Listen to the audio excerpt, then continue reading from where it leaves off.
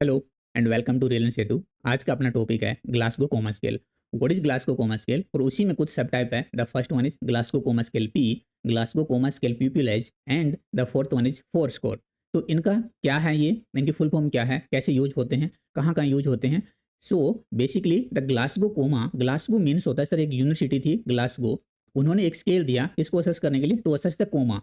Okay, scale का मतलब क्या है, एक स्कोर है, एक स्कोर है सर। ठीक है, तो कोमा का मतलब क्या है कि पेशेंट एक प्रोलॉन्ग टाइम के लिए अनकॉन्शियसनेस है। तो अनकॉन्शियसनेस मतलब, अब आप कॉन्शियसनेस क्या होगा, level of consciousness.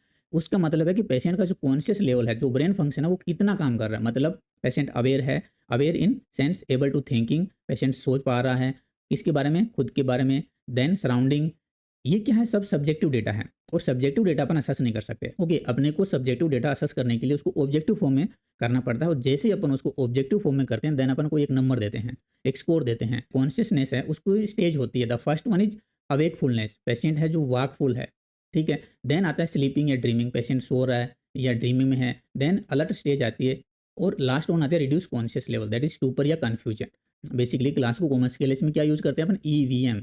Okay, EVM क्या है, एक इलेक्ट्रिक वोटिंग मशीन है। तो ईवीएम का जो नंबर है वो है 456। वापस टॉपिक पे चलते हैं, वोकफुलनेस। वोकफुलनेस को अपन असेस करने के लिए क्या असेस करते हैं कि पेशेंट वोक है, अवेक है या नहीं। तो अपन आई देखते हैं कि पेशेंट की आई ओपन है या नहीं। अब अगर आई बंद है मतलब वो क्या है, स्लीपिंग में है, ड्रीमिंग में है। तो आई ओपनिंग में आई अपन ने यूज कर लिया, ई हो गया।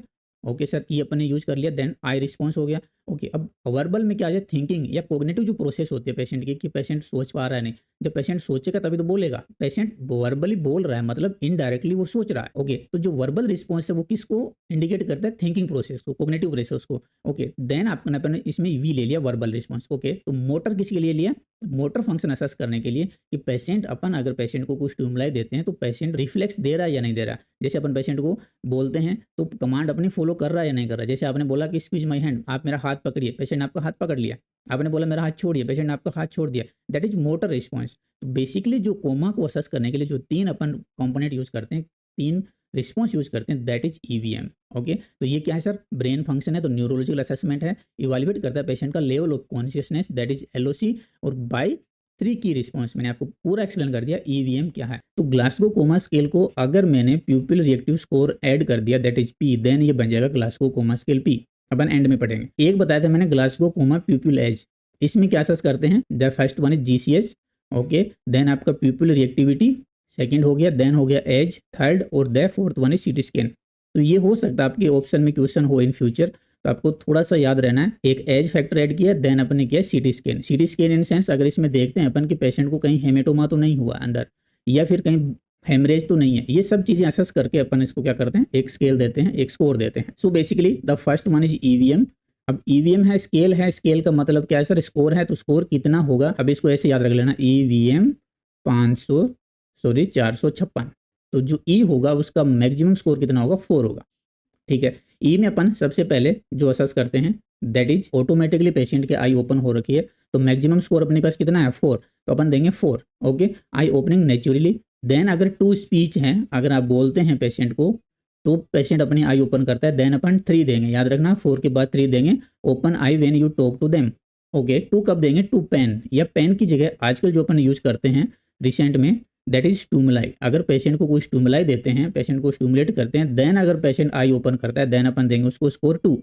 ठीक है सर, कोई रिस्पॉन्स नहीं दे रहा, नो रिस्पॉन्स है, देन अपन देंगे 1। तो जीरो स्कोर जीसीएस में नहीं होता, तो मिनिमम जो कितना देंगे 1, और मैक्सिमम आई ओपनिंग में कितना देंगे 4। अब इसको ऐसे याद रखो, मैंने स्पॉटेनियस को क्या बोला सर, मैंने बोला ऑटोमेटिक, ऑटोमेटिक ए, देन मैंने बोला स्पीच एस, और देन बोला पेन या स्टिमुलाई, दैट इज पी। तो एएसपी याद रह जाएगा आपको, बहुत बढ़िया। एएसपी में क्या रह जाएगा सर, 4 3 2।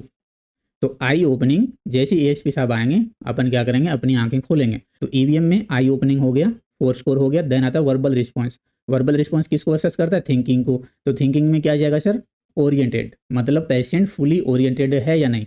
अब ये इसमें कैसे असेस होगा, मैक्सिमम स्कोर इज 4, मैंने क्या बताया आपको, वी किसके लिए खड़ा हो जाएगा, 5 के लिए। ठीक है, ईवीएम 4 5 6, तो मैक्सिमम स्कोर होगा 5, मतलब पेशेंट फुली ओरिएंटेड है। जैसे आपने पेशेंट को पूछा व्हाट इज योर नेम, तो पेशेंट ने बोला कि my name is Rahul and I am in the AIIMS.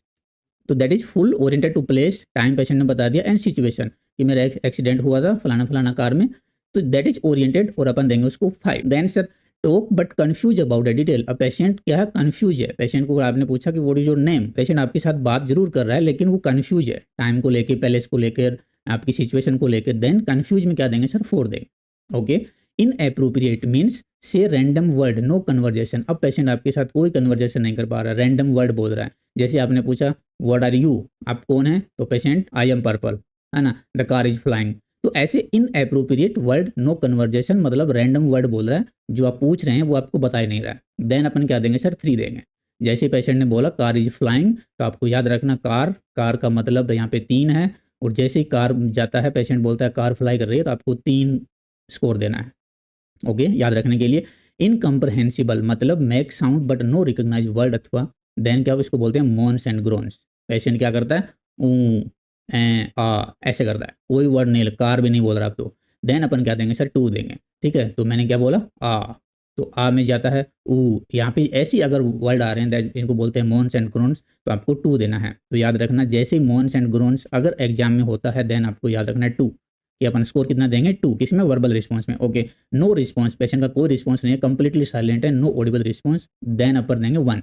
Okay, ठीक है सर, कंप्लीट साइलेंट है। बट आप याद रखना, एक होता है एंटी, एंटी स्कोर होता है, मतलब नोट टेस्टेबल, नोट टेस्टेबल। ये कब देते हैं, जैसे वर्बल रिस्पॉन्स कर रहे हैं, पेशेंट इंट्यूबेटेड है या फिर पेशेंट की ट्रेक्योस्टोमी है, उस कंडीशन में पेशेंट आपके साथ टॉक तो नहीं कर पा रहा, आप स्कोर भी नहीं देंगे। देन आप ना तो 1 देंगे ना 5 देंगे, आप क्या देंगे सर, एंटी देंगे, नोट टेस्टेबल। तो याद रखना, जीसीएस में कोई 0 स्कोर नहीं होता, बट हाँ नॉन टेस्टेबल होता है, एंटी होता है। ओके, इसको याद रखने के लिए मैंने एक ट्रिक है इसमें, ओकिन, ओकिन से हो जाएगा ओरिएंटेडेड, ओ इज फर्स्ट, ओरिएंटेडेड में 5 देंगे, सी फॉर कन्फ्यूज, देन 4 देंगे, आई दैट इज ओकिन, डबल आई, ठीक है, आई इन अप्रोप्रिएट अगर वर्ड है, पहले वर्ड है सर, शब्द है, देन देंगे अपन 3, और साउंड है, देन अपन देंगे 2। तो साउंड याद रख लेना, साउंड अपन कहाँ से सुनते हैं, 2 ईयर, 2 कानों से सुनते हैं, तो 2 कानों से सुनने के लिए अपन 2 देंगे। ओके सर, नेक्स्ट आता है मोटर रिस्पॉन्स। मोटर रिस्पॉन्स में क्या असेस कर रहे हैं सर, अपन उसका रिफ्लेक्स असेस कर रहे हैं। क्या असेस कर रहे हैं, रिफ्लेक्स, पेशेंट का क्या रिफ्लेक्स है। तो रिफ्लेक्स असेस करने के लिए अपन को क्या चाहिए, एक स्टिमुलाई चाहिए। ओके, ओबे कमांड, जैसे ही आप पेशेंट को कमांड देते हैं तो पेशेंट उसको फॉलो करता है। लाइक आपने क्या बोला कि मेरा हाथ स्क्वीज कीजिए, मेरा हाथ पकड़िए, पेशेंट ने आपका हाथ पकड़ा, देन आपने बोला रिलीज कीजिए, छोड़ दीजिए, पेशेंट ने आपका हाथ छोड़ दिया, दैट इज ओबे कमांड। तो आप देंगे इसमें 6। तो ओबे कमांड के अंदर फुल कमांड है, पेशेंट दोनों कमांड ले रहा है, देन आपको देना है 6। लोकलाइज पेन, जैसे आप पेशेंट को स्टूमलाई देते हैं, ओके, स्टूमलाई कहाँ पे देते हैं, देन आपको फर्स्ट वन याद रखना है फिंगर टिप, ठीक है सर। सेकंड आपको ट्रिपीजियस मसल, जो आपका ये होता है, यहाँ पे आप इस पेशेंट को प्रेस करेंगे। देन आता है आपका ऑर्बिटल, जो आपका पेरी ऑर्बिटल एरिया, ये वाला एरिया, इसको अपन प्रेस करेंगे। तो ये 3 स्टूमलाई अपन यूज करते हैं बेसिकली। जैसे आप स्टूमलाई देते हैं, सपोज आपने यहाँ से पेशेंट को प्रेस किया, तो पेशेंट अपना हैंड यहाँ पे लेके आता है और आपके हैंड को अवे कर देता है, दूर कर देता है, देन अपन देंगे 5, ठीक है sir. Withdrawal from the pain, pull away from the pain but not purposefully. जैसे ही आपने पेशेंट को प्रेशर अप्लाई किया, स्टूमलाई दिया, तो पेशेंट क्या करता है, उसको उसको दूर करने की कोशिश करता है, बट वो कर नहीं पाता है। देन अपन देंगे सर इसमें 4, याद रखना 4। विड्रॉल, अगर विड्रॉल रिफ्लेक्स है, देन अपन देंगे 4। पेशेंट प्रॉपरली उसको अब दूर नहीं कर पाता है।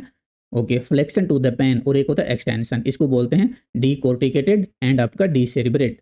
जैसे पेशेंट फ्लेक्शन करता है, आर्म बेंड इनवर्ड, फ्लेक्शन का मतलब होता है अंदर की तरफ, जैसे इनवर्ड करेगा अपन देंगे 3। तो याद रखना है 3, जैसे अपन लिखते हैं 3 को, तो ये इन जा रहा है, ठीक है सर, इन जा रहा है, इन जा रहा है। ओके, एक्सटेंशन 2, 2 इज अवे जा रहा है, ठीक है, तो एक्सटेंशन में जाएगा 2, आर्म या लेग एक्सटेंड बाहर की तरफ करेगा, देन अपन देंगे उसको 2। मैंने क्या बोला, 2 आपका बाहर जा रहा है, 3 आपका इन जा रहा है। 4 में विड्रॉल रिफ्लेक्स हो गया। लोकलाइज पेन, पेशेंट पेन को आइडेंटिफाई कर रहा है, दूर कर रहा है, देन अपन 5 देंगे। नॉर्मल है, ओबे कमांड है, जैसे आपने बोला बिना स्टूमलाई के पेशेंट ने आइडेंटिफाई कर लिया, रिस्पॉन्स कर रहा है, देन अपन 6 देंगे। ओके, नो रिस्पॉन्स है, देन अपन 1 देंगे। और नॉन टेस्टेबल कब देंगे, जब पेशेंट पैरालाइज है। तो याद रखना, पैरालाइज की कंडीशन में एंटी जाएगा, पेशेंट इंट्यूबेटेड है तो उसका वर्बल जो है वो एंटी जाएगा। सो जो नॉर्मल आपका माइनर हेड इंजरी है, उस कंडीशन में दैट इज 13 to 15 माइल्ड। अगर स्कोर आपका 13 to 15 आता है, that is mild score. Okay, 9 to 12 आता है, that is moderate, moderate brain injury, then आता है आपका 12। ओके, लेस देन 8 या 8, अगर 8 आता है that is severe brain injury, और डीप कोमा देन जाता है आपका, ये रोस्ट पॉसिबल स्कोर होता है, मतलब कम से कम आपका 3 होगा जीसीएस। तो जीसीएस कभी 0 नहीं होता, पहली चीज क्लियर। अब इसको याद रखना है, इसको फ्रीक्वेंसी असेस कैसे करते हैं, मतलब कब कब असेस करना है, इसके लिए आपको है ना एक चीज याद रखना। जैसे आपने इनिशियल असेसमेंट कर लिया, और इनिशियल असेसमेंट करते ही पेशेंट का स्कोर कितना सर था, 50 था, ठीक है, पेशेंट स्टेबल था। अब अपन इसको असेस कैसे करेंगे, हर आपको हाफ आवरली असेस करना है, कब तक, 2 घंटे तक। मतलब हर 30 मिनट के अंदर असेस करना है, कब तक, 2 घंटे तक। देन आपको हावरली करना है, 1 घंटे के अंदर करना है, कब तक, 4 आवर्स। देन आपको 2 हावरली करना है। बट हुआ क्या, जैसे आपने 2 घंटे में असेस कर रहे थे उस टाइम पेशेंट कोमा में चला गया, बेहोश हो गया। देन अपन सर क्या करेंगे, वापस से वही स्टार्ट कर देंगे, 1 हावरली करेंगे, सॉरी हाफ आवरली करेंगे एवरी 30 मिनट तक, कब, 2 आवर्स तक। देन आप हावरली करेंगे 4 आवर्स तक। देन आप 2 हावरली करेंगे देर आफ्टर, 4 घंटे के बाद अपन क्या करेंगे, हर 2 घंटे में करेंगे। तो जितना आपको पूछा जाता है, जैसे आपको 2 हावरली है तो उसका 30 मिनट में करेंगे, 4 आवरली पूछता है तो आपको हर घंटे में करना है। द जीसीएस आपका that is P score, GCS प्यूपिल score. इसमें क्या होता है, प्यूपिल अनरिएक्टिव टू लाइट। याद रखना यहाँ पे पी का मतलब प्यूपिल रिएक्टिविटी स्कोर नहीं है, पी का मतलब है प्यूपिल अनरिएक्टिव टू लाइट। अगर एग्जाम में ये ऑप्शन होता है तो आपको यहाँ करेक्ट करना अनरिएक्टिव टू लाइट। अगर unreactive to light that is both pupil है, देन अपन देंगे 2। दोनों ही आंखें अनरिएक्टिव है मतलब स्कोर मैक्सिमम देंगे, तो सर 2 दे दिया। दोनों आंखें मतलब 2 स्कोर। अगर एक आइज है, एक आंख है, देन अपन 1 देंगे। और नाइदर प्यूपिल कोई भी नहीं है मतलब दोनों ठीक है, देन अपन देंगे 0। तो यहाँ पे सर 0 आ गया है, तो जो पी स्कोर है वो 0 तो नहीं होगा। मैक्सिमम स्कोर कितना अपने पास 2 है और इधर 0 है। बट जो जीसीएस निकलेगा वो कितना निकलेगा, GCS calculated by subtracting the प्यूपिल reactivity score. कहाँ से, ग्लासगो कोमा स्केल से। तो जैसे ही जीसीएस माइनस पीआरएस करेंगे तो पीआरएस आपके पास कितना है, मैक्सिमम 2। भाई आपकी दोनों आई अनरिएक्टिव है, देन अपन 2 देंगे। तो अपने पास जो जीसीएस है वो नॉर्मल कितना है, 3 है, 3 से कम है ही नहीं। पॉसिबल स्कोर कितना जीसीएस का, 3। तो 3 माइनस 2 करेंगे, देन सर ये जाएगा 1। तो जो जीसीएस पी है वो कितना हो जाएगा नॉर्मल, 1 to 15। पॉइंट भी नोटेड, ठीक है। तो 1 to 15 that is GCS P, और जो 3 to 15 है दैट इज जीसीएस।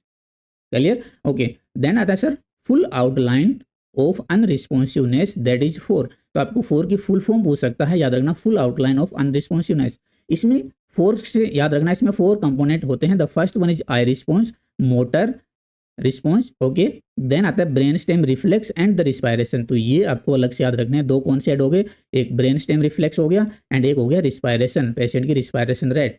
तो जो ये होता है ये 0 to 4 होता है, 0 to 4 मतलब 0 कम से कम 0 और 4, और 4 को मल्टीप्लाई करते हैं सर 4 से, क्योंकि इसके पास कितने कंपोनेंट है 4। तो जो स्कोर हो जाएगा आपका नॉर्मल वो 0 to 16 हो जाएगा।